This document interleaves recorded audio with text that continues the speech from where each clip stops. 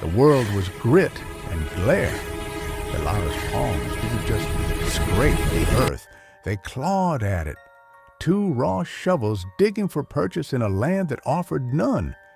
Each grain of alkaline dust was a tiny, sharp betrayal lodging under her fingernails, grinding into the bloody map of her hands. Her lungs were twin fires, each breath a gasp that sucked in more heat than air. She had been running for what felt like a lifetime, a short, brutal lifetime that had begun an hour ago when she'd slipped the rawhide loop from the rotted hitching post.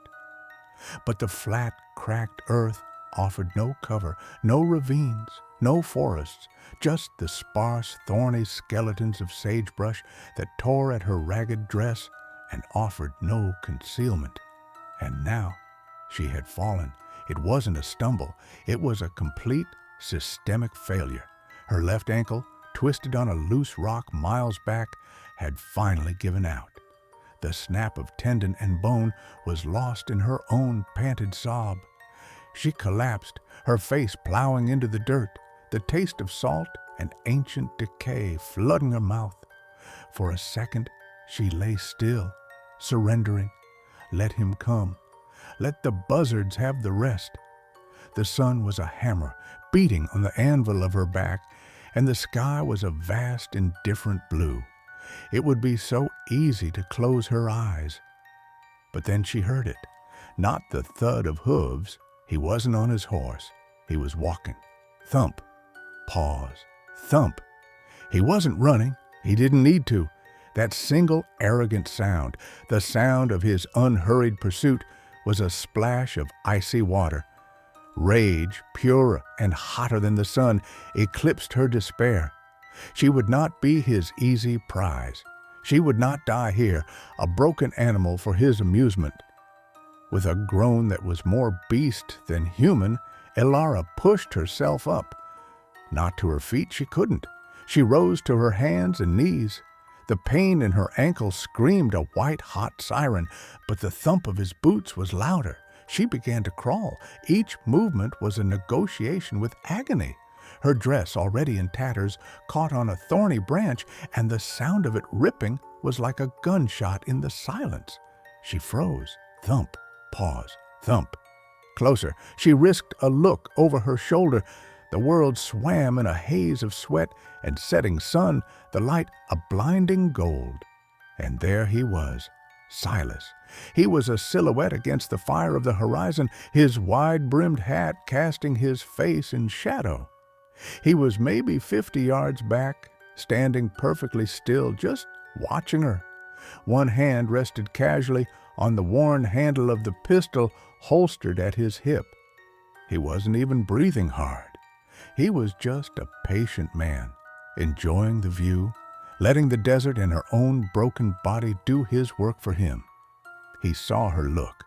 He lifted his free hand and made a small, encouraging gesture. Come on, keep going. That mockery was the final straw. Elara bared her teeth, a snarl lost in the dry wind. She turned her face forward and dug her fingers into the earth. She would crawl until her knees were bone. She would drag herself with her teeth if she had to. She would not stop. The dread was a physical weight, but her will was a sharpened stone. She crawled on, one agonizing inch after another, into the vast, terrible, and empty wilderness. Silas watched her. He had taken off his hat to wipe the sweat from his brow, revealing a scalp of thinning gray hair. But his eyes were sharp.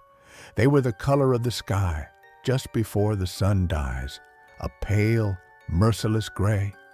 He'd been tracking men and the occasional woman for 30 years. He knew the rhythms of the chase better than he knew his own heartbeat. He knew, for instance, that this part was the most dangerous, not for him, but for the prey. This was the point where the hope of escape curdled into the acid of despair. This was when they did something foolish. They might try to charge him with a rock, a last useless burst of adrenaline, or they might, as he'd seen one desperate prospector do, simply lie down and open their own veins with a sharpened bit of tin. This one, Alara, she was different. She had spirit. He'd given her a 2-mile lead when she'd slipped the camp at dawn, just to make it interesting. He'd enjoyed the breakfast he'd cooked over his small fire, the smell of bacon and chicory, all while watching her tiny, frantic figure disappear into the shimmering heat. Now, seeing her crawl, he felt a small, sour pang of disappointment. The chase was ending too soon. He'd been hired to bring her back to Sweetwater. The charge was murder. The town's mayor, a man with soft hands and a hard wallet, found dead in his own office, and Alara, his indentured servant, seen fleeing the scene. Silas didn't much care if she'd done it or not. Guilt and innocence were luxuries for juries and priests. He dealt in contracts. And this contract was for $1,000, dead or alive. Alive was always more interesting. He watched her scramble behind a paltry cluster of rocks, a pile no bigger than a woodshed, thinking it could hide her. He sighed. He adjusted the gun belt on his hips, the leather creaking in protest. The sun was getting low and the air was beginning to acquire the sharp, cold bite of the desert night. He didn't want to spend another night out here. "It's a poor hiding spot, girl," he called out, his voice carrying easily in the thin air. "The snakes will be coming out soon. They like them warm rocks you're pressed up against." He received no answer, just a silence so profound it felt like a weight. He started walking again, that same unhurried pace. Thump, pause, thump. He wasn't just a hunter, he was a geologist of human desperation. He knew every layer. First came the panic, which he'd seen this morning, then the desperate, hopeful push, which had lasted her until midday, then the exhaustion, which had made her fall, and now this, the futile attempt to hide, the animal burrowing into the earth. What came next was the breaking point. He climbed a small rise, giving him a clear view down into her little nest of stones. He could see the top of her dark, matted hair. She was perfectly still. "I got water," he called, patting the canteen at his side.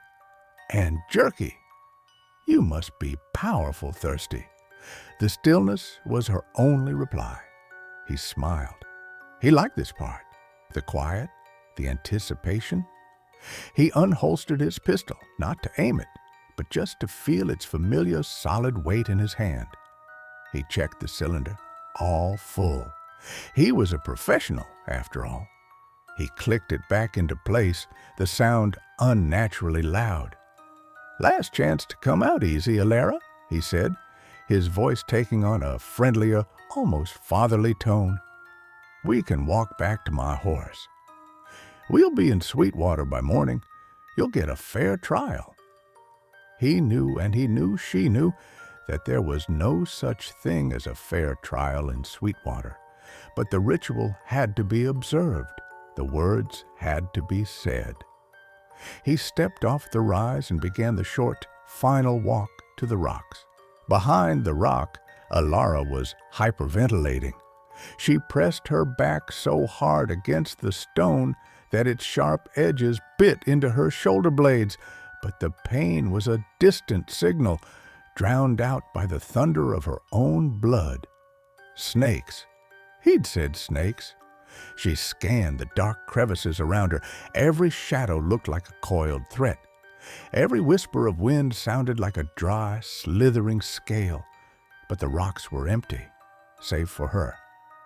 "I got water." His voice, so calm and reasonable, was the cruelest torture. Her tongue was a dry, swollen thing in her mouth, a piece of old leather. Her lips were cracked and bleeding. The thought of water was a physical blow, making her stomach cramp. She'd licked dew from a cactus leaf at dawn, and it had been the last moisture she'd tasted. She squeezed her eyes shut, trying to think. She had to think. But her brain felt like it was baking inside her skull. A memory surfaced, unbidden and sharp. A green meadow, the smell of rain on damp earth. Her little brother Toma laughing as he held up a muddy frog. "Look, Elara, he's a prince." Toma's face so clear and bright, his gap-toothed smile. He was waiting for her in St. Louis. He was the only reason she'd taken the indenture in Sweetwater, to earn enough to send for him. She couldn't die here. She couldn't let Toma become a ward of the state, lost in the system. "You'll get a fair trial." The lie was so bald, so insulting, it almost made her laugh. A dry, rasping sound escaped her throat. Mayor Davies hadn't just been her master. He'd been a monster. She hadn't killed him. She'd just been the one to find his body, his eyes wide with a surprise that even death hadn't erased. She'd seen the real killer slipping out the back, a man in a fine suit, a man with connections. And she had run. Now her run was over. Her mind was beginning to fray. The edges of her vision were sparkling with strange, silvery lights. The heat and the thirst were a potent poison, brewing a strange delirium. He's at the rise, 50 steps, maybe 40. She fumbled at the small leather pouch tied to her waist, the one thing she'd managed to grab. It held her last few coins and a smooth, dark stone Toma had given her for luck. Her fingers closed around the stone. It was cool. She pressed it to her temple, a small temporary relief. And then the words came. They floated into her mind, fully formed as if whispered by a ghost. They were nonsensical, alien. "Subscribe my YouTube channel." Elara's eyes snapped open. What? The phrase meant nothing. It was a jumble of sounds, a fragment of a lunatic's dream. Yet it repeated, an insistent rhythmic echo in her head. "Subscribe my YouTube channel." She giggled, a broken, hysterical sound. Was she going mad? Was this how it ended? Babbling nonsense in a pile of rocks. Thump, pause, thump. He was closer, 20 steps. The strange words, the product of her sun-scorched brain, suddenly gave her a bizarre clarity. It was the clarity of absolute madness, the terrifying freedom of someone with nothing left to lose.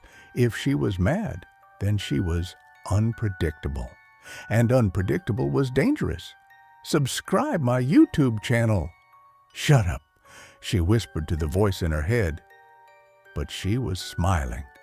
Her hand, still clutching Toma's lucky stone, moved from her temple. It searched the ground beside her, her fingers brushing against loose gravel until they found what they were looking for, a heavy, sharp-edged piece of flint almost the size of her hand. She gripped it.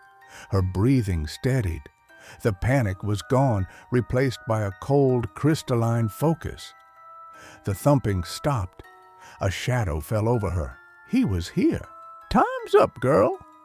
Silas's voice was right above her. Elara didn't move, didn't even breathe. She was tucked into a cleft between two boulders, a space just barely large enough for her to crouch. She kept her head down, her matted hair falling forward to mask her face. She made her shoulders shake, a small, convincing sob. She heard him shift, the crunch of his boot on the gravel just outside her alcove. He was enjoying this. "Now, you can either come out standing or I can drag you out," he said, his voice hardening. The paternal act was over. "It's all the same to me, but one way's a lot more painful." Elara let out another sob, this one more broken.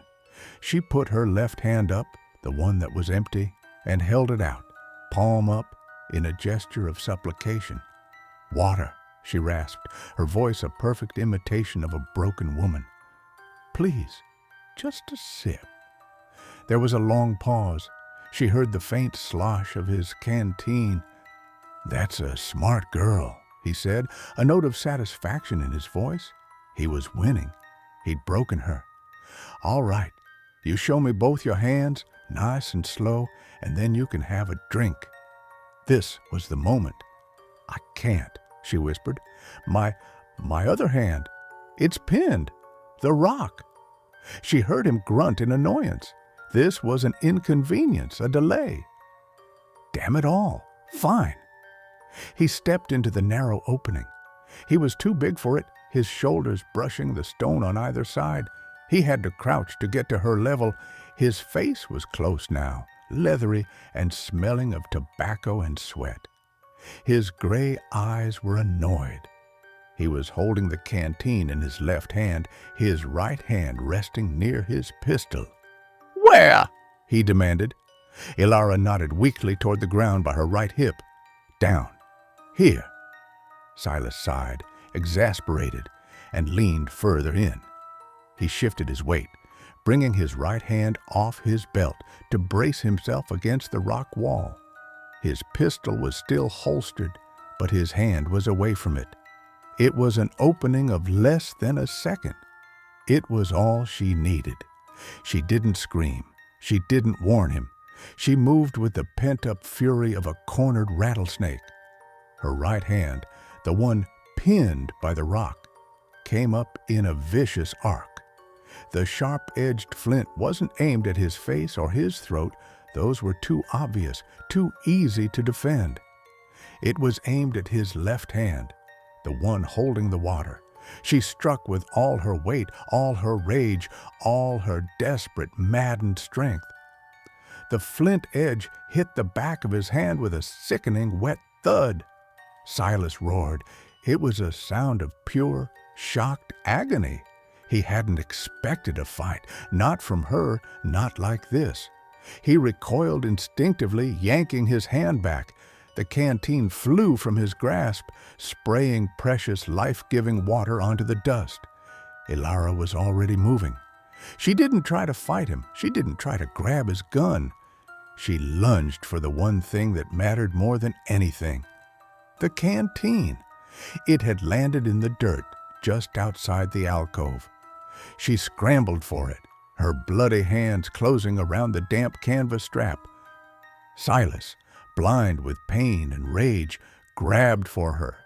His injured hand was useless, a bloody mess, but his right hand shot out and seized a handful of her hair.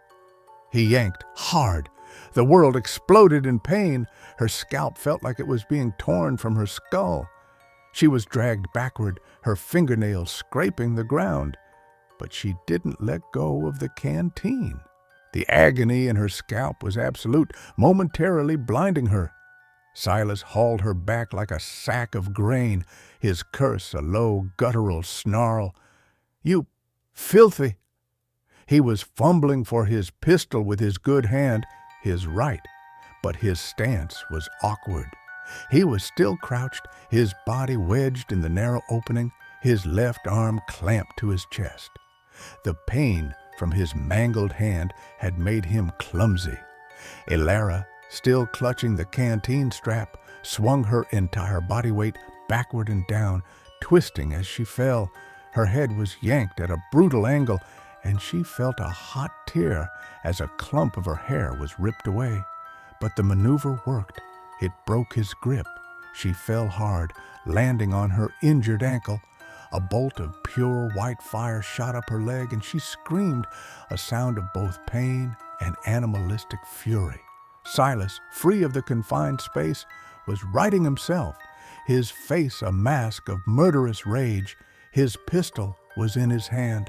Ilara didn't hesitate. She didn't try to stand. She crab-walked backward, dragging the canteen, pushing with her good leg in her hands, her eyes locked on the barrel of his gun. "I'll kill you," he bellowed, and she knew he meant it. The contract was forgotten. This was personal. He raised the pistol. Ilara, in a last, desperate act, did the only thing she could. She unscrewed the cap of the canteen, her hand shaking so badly it took 2 tries, and she hurled it, not at him, but in a high arc to his right. "The water!" she shrieked. It was a stupid, pointless gesture. The canteen was nearly empty, maybe a few sips left. But to a man like Silas, a man of the desert, the sight of water being wasted was an obscenity. His eyes and the barrel of his gun flinched. They followed the arc of the spinning canteen for a split second. It was the same mistake he'd made before. An opening of less than a second. Elara threw herself sideways, rolling away from the rocks and into the open. She heard the crack of the gunshot and felt the punch of displaced air as the bullet tore through the space where she had been. She scrambled to her feet. The pain in her ankle was a dull, throbbing universe, but the adrenaline was a tidal wave holding her up. She ran, limping, lurching, a broken, staggering gait. She didn't look back. She couldn't. She just pumped her arms and forced her legs to move, her good foot and her ruined one after the other. She heard him scream her name, a long, drawn-out curse that was cut short by a howl of pain. He was looking at his hand. He was realizing how badly she had wounded him. She ran. The sun was gone, its last rays painting the clouds in hues of blood and bruised purple. The long, cold twilight of the high desert was setting in. The air was already thin and sharp. She had no food. She had no weapon. She had an ankle that was swelling to the size of a melon, and she had a canteen that was, she discovered as she ran, not empty. He had just refilled it. It was heavy. It was half full. It was life. She ran toward the deepening shadows in the east, toward the faint, impossible promise of mountains. Silas was behind her. He was wounded, and he was on foot, but he was alive, and he was angry. The chase wasn't over. It was just beginning. Elara raised the canteen to her cracked lips, not slowing her pace.